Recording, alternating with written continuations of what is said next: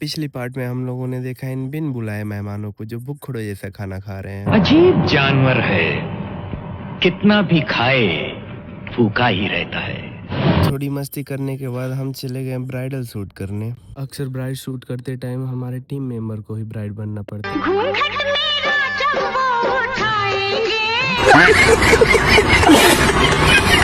हम लोग bride shoot कर ही रहे थे कि पता चलता है कि बारात आ गई और हम अपना अस्त्र शस्त्र लेकर चले जाते हैं बारात शूट करने।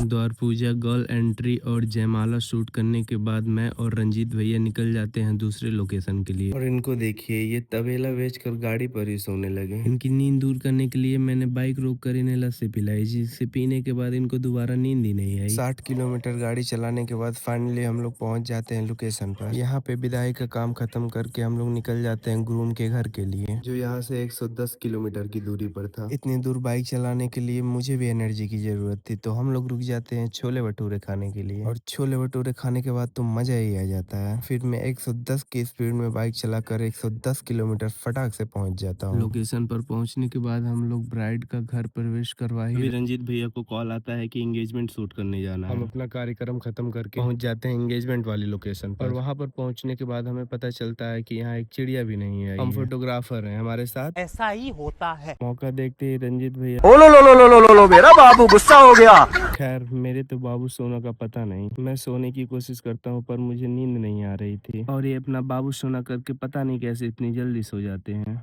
एंगेजमेंट का काम खत्म करने के बाद इस बंदे को उठा के हम चले जाते हैं बिरयानी खाने, क्योंकि हम तीनों को बहुत जोरों की भूख लगी थी और दोपहर के 12 भी बज चुके थे और साथ में हमारे भी 12 बज चुके थे। फिर यहाँ से हम तीनों बिरयानी खाने के बाद अपने अपने घर पे पहुंच जाते हैं।